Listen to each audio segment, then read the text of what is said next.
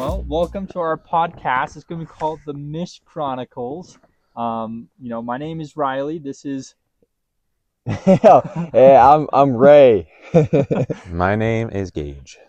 this is our first podcast, so we're going to be kind of a little cringe today. But kind of our idea for this podcast, we want to talk about mission stories and missionaries. We want to kind of talk about the differences between all the missions that there are, and also for people who haven't served missions as well or are thinking about to go on a mission, whether or not they should or whether or not they shouldn't. It's true. And we want to kind of present it in a way that's very down to earth and real. And so as you can see, we're three guys camping in the middle of nowhere. And the reason for that is because, again, we're trying to we don't need a studio. We don't have a studio, quite frankly. So that's also why we're doing it. We just want to present our message with real. We don't want any fancy mics in front of us. We don't want, the best camera or anything, because we're real people and with real stories. And I guess our hope with this is that we can kind of, we can bring some understanding and help maybe get some people more connected to the idea of either serving a mission or also not serving a mission, and being okay with whatever decision they make, and not feeling like, oh wow, if I don't go, or if I do go and I have to come to a service mission, or should I serve a proselyting mission? We don't want any questions. We want it to be we want you guys to feel good with your decision, and we want to kind of just break it down and offer some real messaging on how that all works. Yeah, the three of us. He did a service mission, he did a proselyting, and I didn't go on a mission. So we have the unique perception of the different paths that you can take. It's true. Yeah. And like we said, we're just three dudes hanging out. We've been best friends for how many years? It's been so many years. I mean, I don't even have to say it was probably we were 12 or 13 when we all started really hanging out with each other. And it's true.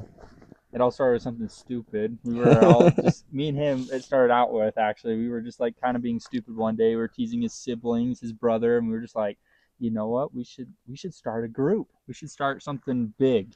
We have big dreams for this, and we called it the United Proud Idiots, or short for UPI. So it was actually really funny. We would do stupid things, we'd ride around the block, reciting the national anthem and stuff like that. Yeah, I think it was the preamble. Oh, the preamble, yeah. The Gettysburg Address as well. 4 and 7, yep. Yep. So. And it's stupid things that kids 12 and 13 do. It wasn't anything crazy at the time. The big dreams we had of taking over the whole world and converting everyone to idiocy and printing our own money and all that crazy stuff that happened, that was just 12 and 13-year-old stuff. But it's interesting how something stupid like that, and it can be anything, it doesn't have to be that club, but anything small that people bond over, or they make a connection with, it can turn into whatever. There really is no way to predict that. And so, even just yesterday was the 10th anniversary of UPI Day. And UPI Day is something really silly, but we got home from an Eagle Scout project for one of our friends, and we decided to stick a toothbrush that we had used to clean the graves, that was his project, try to stick that up our hose faucet outside. And then we rode around on longboards and under each other's legs, which now thinking about it is a little gay. I don't know where, we're 12 and 13. I don't know how that, we weren't thinking that deep, but it's interesting. It could be whatever. And so it's super cool looking about, thinking back on that now and being well, that's what started it. And it wasn't that started our friendship or anything, nothing like that. We've known each other for many years before that even, but it was something small like that.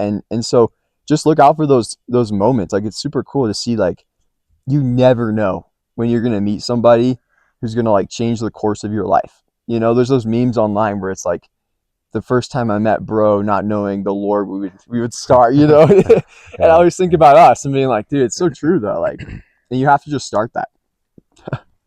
Yeah, I just remembering some of the stupid things we did. I remember one time you and me both, we duct taped our feet to two scooters because we didn't have rollerblades, and so we're that's the best way to do it. Yeah. Scooters. Oh, I remember that. and we were like right down the driveways, and they were like pretty steep. How did you trip? I can't remember. I don't remember. Gosh, I do remember I tripped, and I had to play the piano that evening for like young men's and young women's. So that was a terrible accident. Gosh. You know, and I think about like Wyatt shooting his finger though, and I'm like, but I can't even like.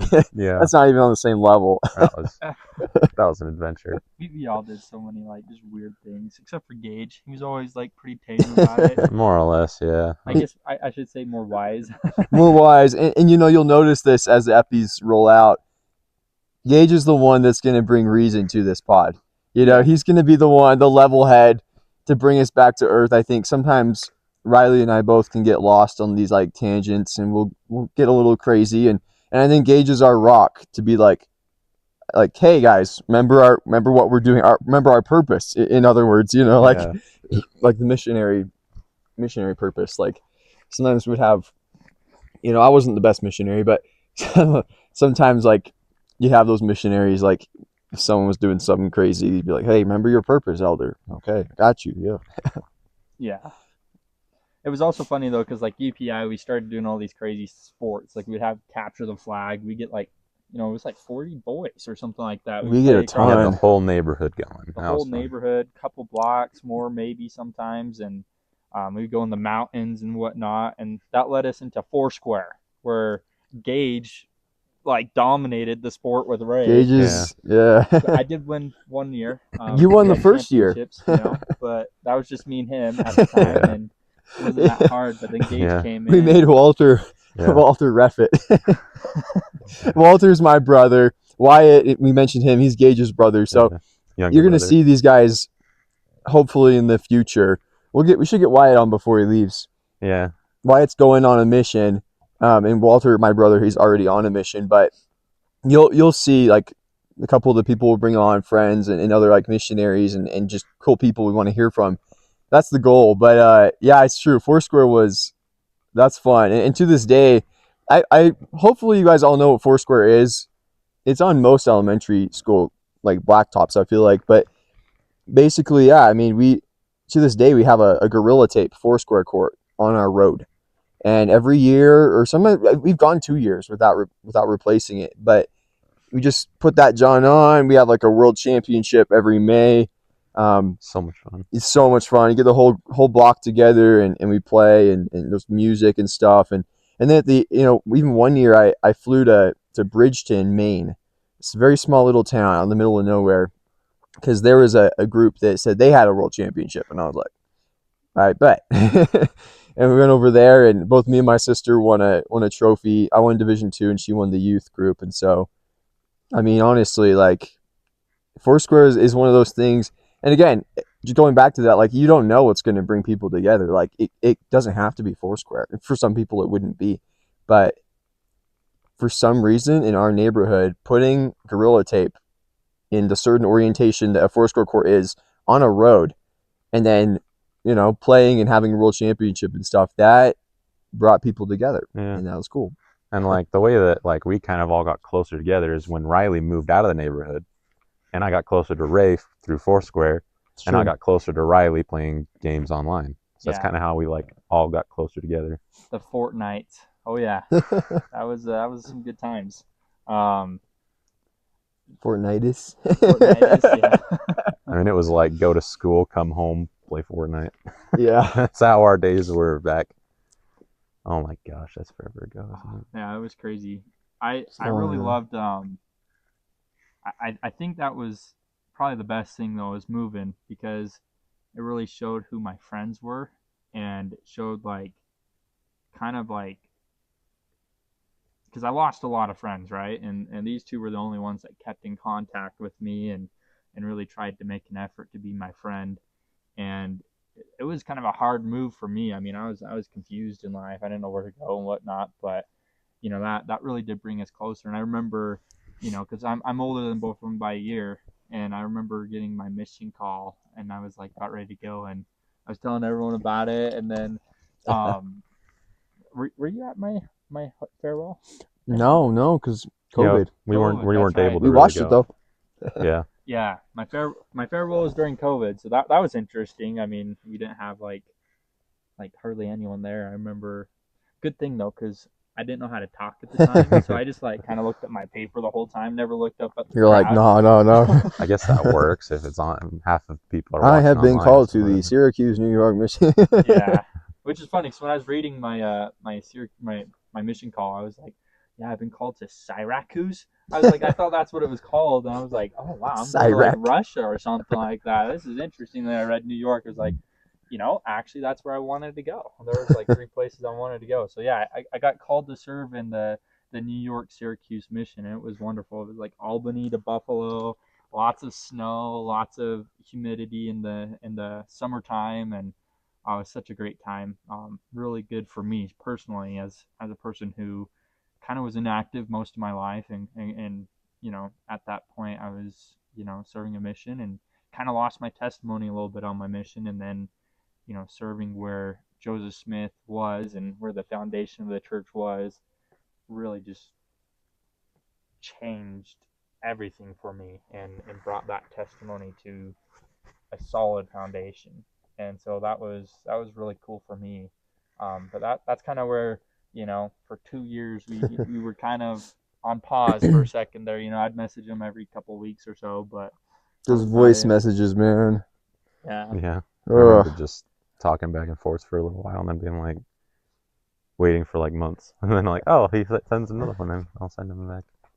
It was fun. Yeah. It was a good time. Yeah, voice messages are hard, man. We have some friends on missions now, and I'm sure for any of you guys who have missionary friends, or even it doesn't have to be like there's other circumstances that make it so like you have to do voice messages or like FaceTime or Marco Polo. I hate Marco Polo. We were talking about this, me Yeah, and we Gage, were. before the pod, but like I hate Marco Polo with a passion, bro. Anyways, but yeah, I mean I don't know why I don't like voice messages either, but like I get anxiety over it sometimes, like because I have to listen to what this guy said and then I have to respond, and like it doesn't seem like that big of a deal to me, but like it shouldn't seem like that, but for me it is, I guess. But yeah, that's how it is on the mission, bro. Like you have to like just you wait till Monday and then respond, or like in Ryley's case, when he would message me, he'd message me, and then I would respond whenever I could. But then he could only respond on Mondays, and it was just like it's hard to remember sometimes what each person said. And on the Messenger app, you can't close out of it because it closes the video or the audio. So, Yeah. but Yeah, it is what it's it good we is. have those though. Yeah, and I think that was something I was really grateful for on my mission, was just being able to like talk to my friends still, like in a way, and like hear their voices. But I get what you're saying. Like it was kind of anxiety my first few that I was sending. I was like, all the other missionaries do it. I gotta try, And then I kind of got used to it. But like, you're kind of like you're worried about your voice. Like, does it sound weird? Yeah. But I thought it was fun. So Hopefully they don't sound weird on this. This is a new setup. We'll see how it goes. Yeah, I know. Obviously, it's our first one. yeah, and it might not be the longest podcast out there for the first few videos until we kind of figure it out. But Get in the groove. I mean, yeah, I mean you got called originally to Colombia. Colombia. Yeah, I was in Bogota for it's such a weird mission, man. Like I got called in 2021. So I put in my papers February of 2021, and I got my call to Bogota, Colombia. In fact, I had the same thing. I said it, Bogota, Bogota, Colombia. Whoa! And I started to cry, and it was so embarrassing. I actually don't think I have that video anymore, but that's okay because it wasn't a great one.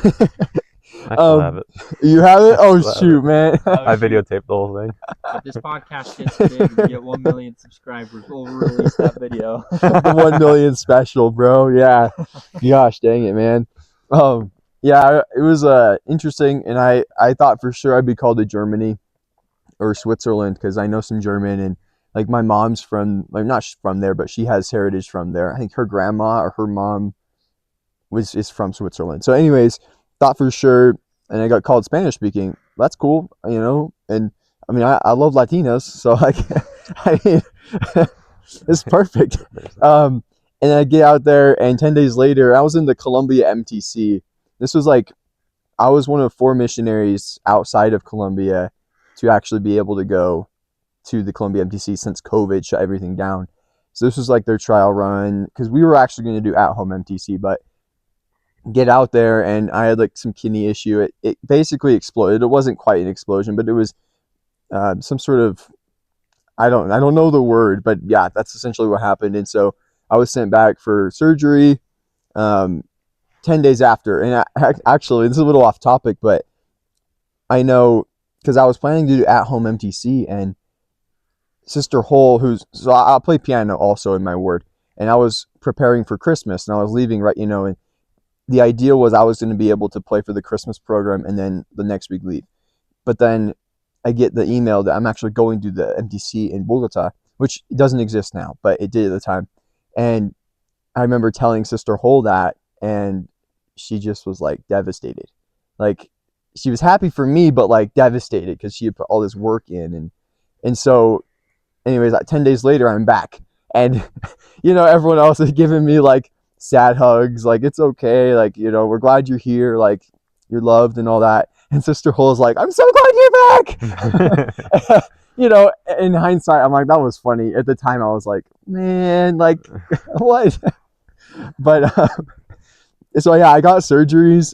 Waited about 2 years because they wanted to monitor me to make sure I was gonna like be okay for a 2-year mission outside of the country, and in the Amazon and all that crazy stuff. And so eventually I got the okay. I got reassigned back to Bogota. I went to the Provo MTC, and then I went out to Bogota. And again, I had some mental health issues, and my kidney still. I mean, and that's the thing. My kidney's not ever going to be perfect, but I think it's something with the diet there. It was hurting, and yeah, I kind of broke down out there. So they sent me back to be a service missionary. And I know for a lot of you, hear that term service missionary, and you're like, oh, you know what I mean? Like, and that's the way I felt too. Like, I felt so like, this is gross. Like, I am better than a service missionary. And for those of you who don't know, like, service missions are a little different. They're more customizable. You can serve in the community. You have some more free time than proselytizing missionaries do. And it's looked at as not a real mission because it doesn't look like a teaching mission does. But it totally is. You're called to serve, and you're assigned to labor to certain missions. And some are called, I think in the scriptures it talks about that. Like, for some it is given to do this, and for some is given to do that. And it's so true with missions. Like, you're given the opportunity to serve wherever, to pick up, like, lift where you stand, is the term I used a lot. And it's so true. Like, it took me a while to come around to the idea that, like, I can teach piano to immigrants, and that's a real mission. Or I can go serve at Family Search, and that's a mission, because I'm called to do that by the 12 apostles. And where does that call come from? Right? From Jesus. And it's like, if that's the call, I still got his name on my badge. Like, that's what did it for me. It was like, also, I'm kind of and these guys can agree, I'm kind of a stubborn guy. And so, like, and I'm very much like, whatever, like, no, like, I'm rebellious in a way. And so if I think somebody thinks bad about something I'm doing, that makes me more like, oh yeah, let me prove it to them. Like, let me do something. I get in my head, I'm a little prideful like that, but that's what did it. And it became a real mission for me. And I used the rest of my mission to, like, try and help other people in the mission and outside the mission understand, like, it is a real mission. You're doing great work. And it was the best. I got an iPhone. I didn't have to listen to, I didn't have a companion. I could listen to some tunes. Like, it was perfect. So that was kind of my mission experience. It's funny too, because like I found it so amazing, because I mean, he is a stubborn guy, but if I was in his shoes and I got sent back and they had to monitor me for 2 years, I should like, I'm gonna just start my life, get it moving. But I mean, that shows the dedication of these people who serve a service mission. They're trying so hard to serve a mission. And some of them are able to go on proselytizing, but some of them, they do service mission because it's where they can stand. like you said, they're the Lord's hands, and the missionaries are the Lord's mouth. And I remember going on my mission, dead of COVID. I remember hopping off the plane and landing in New York, and there's the New York National Guard, and I'm like, holy moly, there's like 30 of them right there, and they're escorting us through the whole building, like, follow me, and then they like made me sign some paper, something about COVID. It was like I had to have certain products in my house, or I would get like a $10,000 fine or something like that. It was crazy. I was just like mind blown. But then I remember just seeing my trainer, and I was like, well, he's tall, and he's got a big butt. Holy moly! I mean, he was known in his school for the biggest butt. That's You would notice that too. yeah, and I would notice that. I'm not a Steven, but we showed up at our apartment. I'm like, I have no clue who this guy is, and we were opening a new area, so like no one's ever been in that area before. I mean, it was split, so I guess someone was in that area, but like it was a whole new part of that area, and I had to kind of start that off from scratch because we were doing phone calls and we had no contacts in our area book. And so I remember just sitting there for probably, it was about 10 hours a day. We'd just sit there and we would just call numbers and doing Facebook work. And I remember, for the first time, my trainer goes, "Are you ready to do this?" He's like, "Don't worry. I mean, you'll probably fail your first phone call." I was like, no, this phone call is going to be awesome. Heck yeah, man. I took that phone call, and first person that answered the phone, I start sharing a little message with them like, "Hey, you want to get baptized?" My trainer's looking at me like, "Holy moly, what are you doing?" And she goes, "Take me to dinner first." Yeah, I'd like to get baptized. Like, well, cool beans. Let's do it. What day do you want to get baptized? He's like, my trainer hops on. He's like, "Okay, before we get there, we just need to get some information from you. Where do you live? Blah blah blah, so we can get it to the right missionaries." It wasn't our area, but that person did get baptized couple like a month or two later. I was like, "I told you it was easy." That's so sick. Then I found out real fast that it wasn't easy. And it was 9 months of just, you had to be inside 2 30-minute walks a day, and it was kind of rough. It was kind of hard to feel like the Lord's mouth at that time, because I mean, there was times we would have miracles, obviously, all the time, but like, I didn't feel like I was out there doing anything. I was just on a phone all day, and there'd be like hours where it was just like no one would answer. That's so hard. It was kind of rough, but I think that's the beauty of a mission, is like every mission has their struggles, right? Like, I never served a service mission, but I'm sure there's there's struggles there. But in a proselyting mission, I mean, it's also scary. Yeah. There's lots of big things, and that kind of leads us, to the point of this podcast is to help everyone find their path, because everyone's in a different circumstance, in their life, and so some people, proselytizing, perfect. Some people it might not be, and maybe it's actually better for them to serve, somewhere else. You know what I mean? The last general conference, they talked about a lot about service missions and stuff like that. So it was awesome. Yeah, he even got not going on a mission. Like, yeah, you can have missionary work just doing that. Almost the whole time that these guys were doing missions and stuff, I was just called to be an advisor in the priest quorum. And I would teach kids all kinds of things and be an example for their lives. Like, the things that I taught them is incredible. Like, you don't even have to go on a mission to do missionary work. It's all around you. Heck yeah. You can just be at home having some calling. Any calling that you have, in my mind, is missionary work. Doesn't matter what it is. Like, I remember I was just working landscaping, and I was actually working on the Deseret Peak Temple, and I had to go home early, just a little bit early, because we were working like super late. I'm like, I have to leave at like 5 o'clock to be able to get home so that I can go to Young Men's. And I remember there was one guy that asked, he's like, "So do you actually like see that as like the work of the Lord?" And I'm like, "Yeah." And he's like, "Well, why do you?" I'm like, "Well, it's the next batch of missionaries, next batch of people. You got to teach them whatever's going on." And teach them how to study the scriptures, how to even interact with other people. And he was pretty impressed with what I said. It was really cool though. That's deep, yeah. Yeah, but like just all the work that I've done, even just working around Hispanics and other people that I've known that have gone on missions doing landscaping, you learn a lot of different stories of people who have actually done missionary work without being called on a mission. So that's something that I've learned that's pretty cool. Like, you don't have to go on a mission to do missionary work. You could just do the best you can at home. Especially with me, like, I had anxiety on going on a mission, so I was like, and other issues, but I was like, I don't think I can do that. But I feel fulfilled in the way that I have spent my time that I would be on a mission doing other things that I could see as an equal to missionary work. So bars.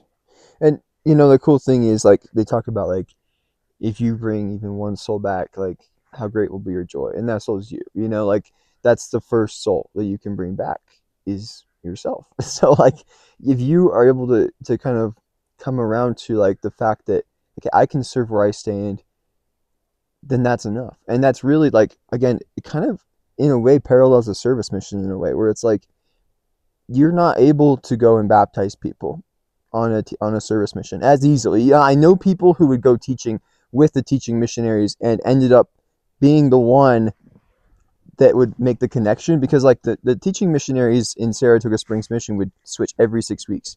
Like, they never stayed longer.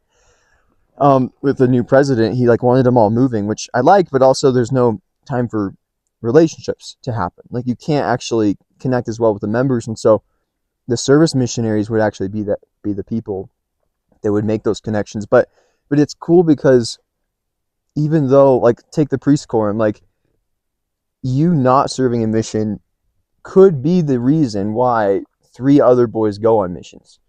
And it's not that you have to go. Like, I don't want that to be like, wow, like, you're saving them or something. Like, you might have, but it doesn't. Not necessarily because they decide to serve missions, but it's the conversion, the example that you set that gets them to where they could serve missions.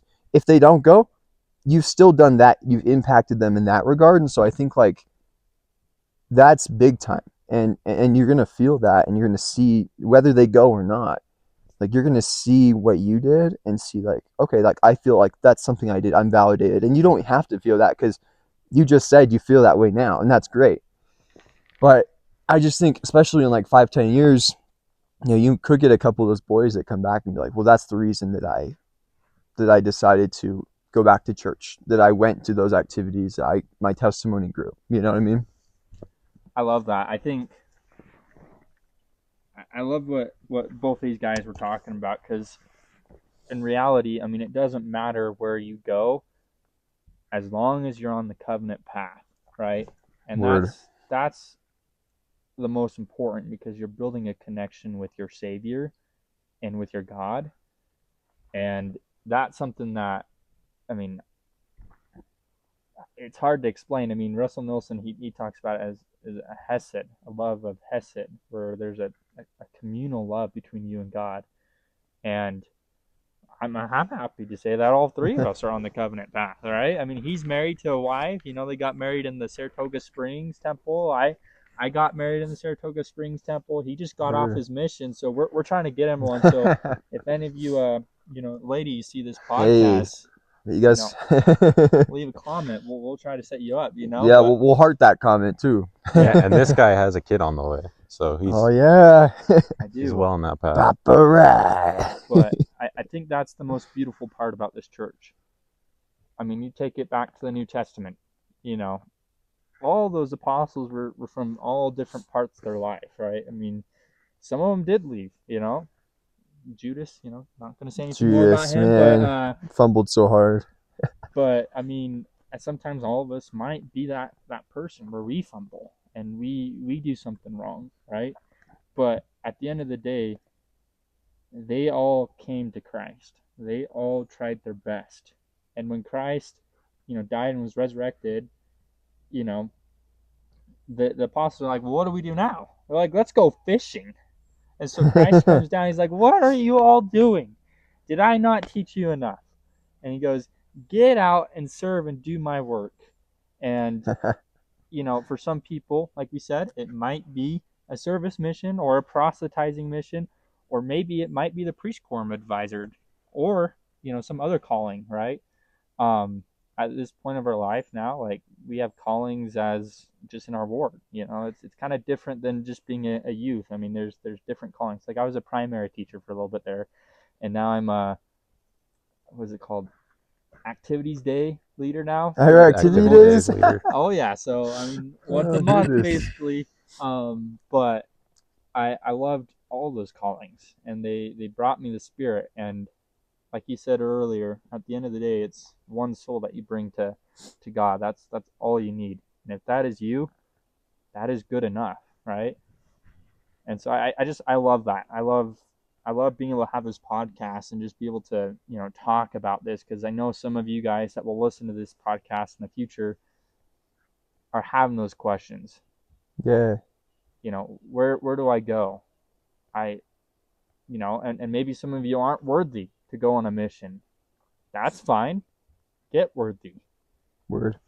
Or if that's not right for you, stay home, but get active in the church. Do as much as you can to live the covenant path. Some of you might be, proselytizing might be scary. It is scary. And if that's too big of a struggle, don't do that path. Or if there's any other option, I mean, you would be able to talk more to that, because, Yeah, I mean, that's true though. Like, you really pray about it. Honestly, that's the best thing you can do, is pray about it. And just, the whole time I've been thinking, like, they're really like there's a hymn. It's "I'll go where you want me to go," and that's so true. Like, pray about it and understand that, like, if you submit yourself to God's will, like, He's gonna put you where you need to be. And it might be that you need to be in New York. It might be you need to be in Colombia. It might mean you need to be in Eagle Mountain. Like, it doesn't matter. Like, we're all assigned to labor in different fields. We've all been given different gifts, talents, abilities, and struggles as well. And so, like what he was saying, like, if you're not worthy to go, like, get worthy. It's the biggest thing. I've seen so many people, both in the field, who aren't worthy, and you can just see, like, they'll talk about it, and it's like, I can't go home though because of this. And then, like, I've seen it where people do come home, and it's so sad, because they, and I actually know a couple who are trying to get back out, and it's awesome to see that. And I hope for them, but it's not worth it. It's really not worth it. Like, you're going to be so blessed for just, like, getting worthy right now, and your testimony will grow. You'll be impacted so much more. Like, the words that you speak are going to land. Like, they're not going to land if you're not worthy. Like, you're not going to have the Spirit to touch those people. Your testimony, I believe this. I don't know if this is doctrine, but I feel like if you're going on a mission to change you, that's not going to happen if you're not worthy. Like, I know a couple boys who decided to go out, and they weren't, like, necessarily ready. And what happened was, like, they were thinking, well, it's going to change me and I'm going to become a different person. And I see where they're going with that, because it does change you. But if you don't have the clean heart and mind and stuff, you're not going to be, you haven't humbled yourself enough before God. And I'm not sitting up here on my high horse and being like, yeah, they need to humble themselves, but it's true. Like, how are you going to call people to repentance into the waters of baptism if you're, still doing or even if you aren't doing anything bad anymore, if you were doing it and you didn't go, clear that up. So, but again, it goes back to, I'll go where you want me to go. And this doesn't just apply to missionary work. It's every single day. Like, we hope, this is supposed to touch the youth of the church and the people who are, in their maybe like early 20s. That type of crowd is what we're going towards. But it could be for anybody. It's wherever you feel prompted to be at, where, if you get a prompting to go help somebody cross the road, you get a prompting that, hey, let me go talk to this person. Let me go call my mom, like those types of things, like, follow through on that. You never know what can happen from your actions, and what's the harm in helping someone cross the road? What's the harm in buying someone's groceries? Like those types of things will impact people's lives. And if you feel that, like, you've got to act and just live with no regrets, because at the end of the day, like, you're gonna, like, those people, like, that could change their life, and if you don't act on that, and you sit back and you keep driving or whatever it is, you never know, like, you could have died. And I think that kind of circles back to what we talked about in the beginning, like the UPI. Well, we wouldn't have known, like, and I'm not saying we wouldn't have been friends if the UPI didn't exist, but, like, you just don't know these things. And I am saying that. you are. Hey, man, I mean, you never know, man. I think I really wanted to touch more on that, worthy part, because I think there's a big stigma in the church. It's like, oh, I have to go talk to the bishop. Obviously they say, like, they're gonna love you always, and that's true. They will always love you if you go and talk to the bishop. But there's also the stigma of what are other people gonna, think, and also, coming home from a mission. Mm-hmm. What are people gonna think? What are they gonna say? I can guarantee you and I can promise you it doesn't matter. Yeah, screw what other people think. What matters most is what God and Jesus say, right? What they think about you. And that's the iron rod, right? The people who held on, even though they were getting mocked, they were sinners. One of my favorite scriptures is, all those who inherit the kingdom of God are those who seek, or are those who keep the commandments and those who seek to do so. And I love that, because you don't have to, live all the commandments and live all the words of God perfectly. You have to try, you have to seek so to make it to heaven, right? But there are going to be people along this path that are going to mock you and are going to make fun of you. And this covenant path isn't easy. It hasn't been for all of us. I mean, it wasn't meant to be easy. It wasn't Word meant up, to. yeah. So We're meant to go through trials and all kinds of hardships. Yeah. Well, you have to. I mean, how are you going to grow, right? Like, how would any of us have gotten to where we are? And not to say we're like, we're some like superheroes or anything like that, but, like, I mean, bro, there's no way. Like, you have to be refined. You have to go through something to grow. You have to be tested. I mean, it's just like with anything. Like, you want to get good at playing the piano or hiking, or, I mean, those are things I like to do, but it could be anything. It could be a video game. It could be, I need to be better at talking to people, like public speaking, whatever it is. You have to actually do it. You know what I mean? You have to exercise and improve yourself, and by doing so, you'll learn a lot of lessons. You'll go through some pain and hardship. It sucks in the moment, but, like, bro, it's such a blessing, like, long term. I think one thing that all of us guys struggle at some point in our life is the covenant path of stealing, right? You have to find a lady that wants you, right? Word. One thing that can't help is obviously going on a mission. Girls like RMs, right? But our boy here, Gage, he didn't need that. He found this lady named Katie, and he pulls, though, so, like, I don't know about that, but he's also got the good looks as well. So I don't know helps. about that either. But we got some hunters I there think rolling up so. behind us, so if you hear some of this noise, it's just trucks. And we look a little like social media influencers right now. But it's okay. Also, we can't green screen this, because this is how you know it's not a green screen, because I'm wearing these pants, and you would see me with no pants on, which we're not going to. Well, I had that thought too, but I wasn't going to say it. Ryley will say it. He says some gay things sometimes, and it's okay. Yeah. We want this podcast. I mean, obviously, this first episode is going to be more focused on kind of the purpose and just kind of a spiritual message. But eventually, we want to get other missionaries on. We want to have them share their funny stories. We have funny stories. I mean, both, of our missions and while you were home, with the priest quorum. I mean, anytime you're at the priest quorum, something's happening. Something's going crazy. But we have funny stories we want to talk with y'all. I mean, that's the biggest thing to get people excited for mission, is the funny stories. It's a hard thing. Let me tell you, it is difficult. It was hard to wake up every day at 6:30. I never did the workout. I did the starfish. It was just laying on the floor like that. But but to do the studies and then the call for 10 hours. But when we finally were able to, get outside, well, no one in my mission at the time knew how to proselytize out in the public, because all of us came in during COVID. So we were like, how do we do this? I remember sitting there just like man, this sucks. Everyone has just completely ignored us. So me and my companion, we sat down. We're just like sitting there like, oh. And then some random person came up and said, hey, I really need a message. Can you share a message?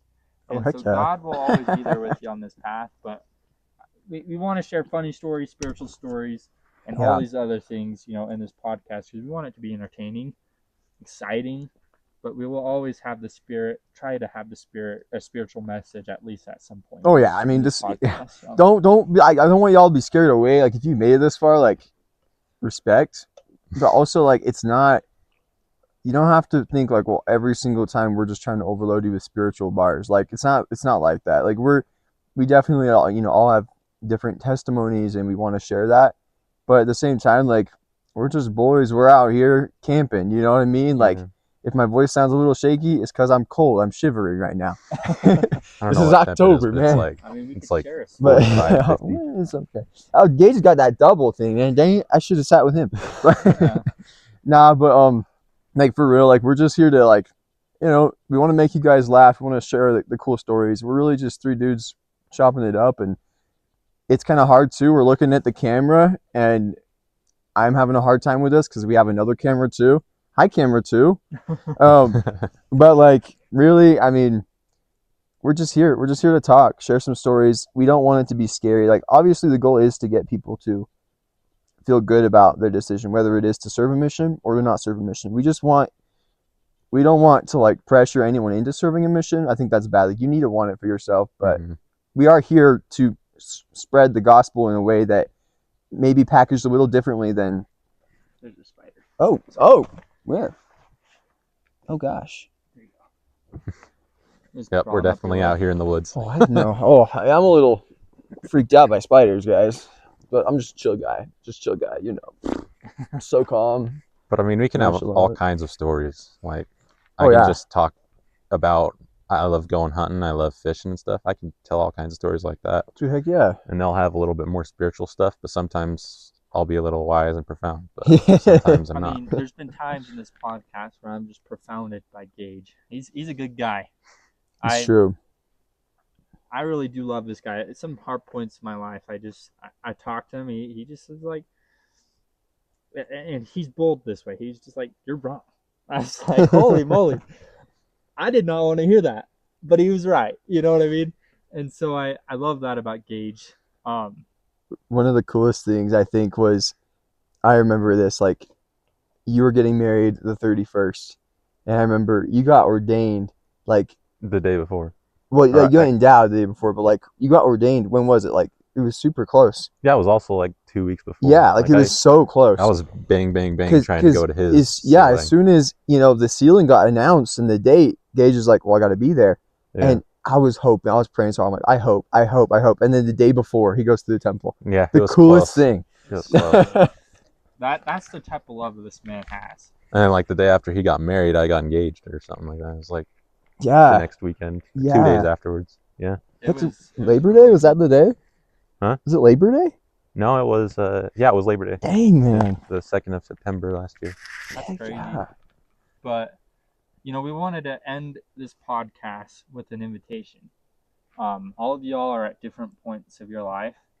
And if you're an old person, then maybe pray about a old person mission. I'm just giving you a hard time. You might be at the end of your life as we're at the end of this pod. But journey to the end. Invite all to seek where God wants them.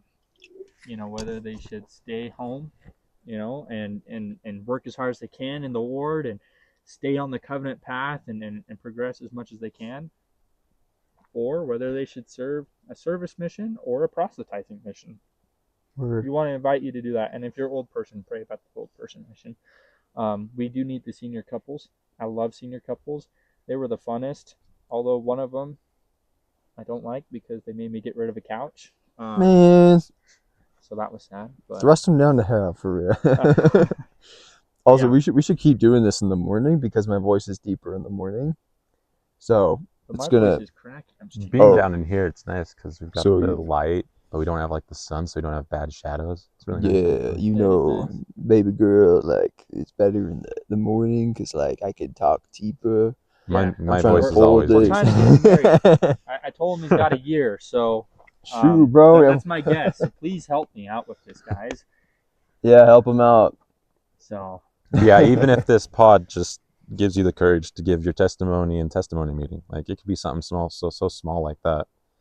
Yeah, Who bro. knows? It could be simple stuff. Just do something, because, yeah, I mean, or if you just want to listen, like, on your way to work or while you work. My work out loud, like, earbuds and stuff, so I can't now. So screw them, but, like, I can do just get a whatever I want. boombox.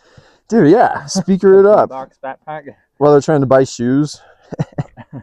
But yeah, we can just promise you that if you do that, I mean, the Lord will answer your prayers. I mean, He promises that. And I think we can all, bear a testimony that Christ is real. That's what this whole life is about: is accessing His atonement and growing closer to Him and gaining that covenant, path with Him, so that we can make it back to our Heavenly Father. Word. So we can just say that in the name of Jesus Christ. Amen. Man, good stuff, man. And yeah, Epi 1 in the books, guys. Epi 1. So, Not Epi Pen, but Epi 1. Epi 1 in the books. And we'll see you guys for Epi 2. Probably a different location if I had to guess. But it It'll have might to be be the a little same warmer. location. Yeah, I know, right? If we it's wanna do it cooler, soon. we'll have to figure something out. I'll bring my parka. I guess I could bring my heater and we could do it in the tent.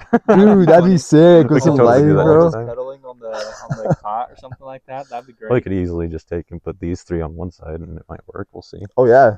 I don't know. Oh, and the cuddling part, right? No. Oh, okay. I don't cuddle. Epi 1, bye, guys. Yeah, a lot of that. The last bit might get cut out, but we'll see. No, I gotta keep that. That's funny. Hopefully, Hopefully,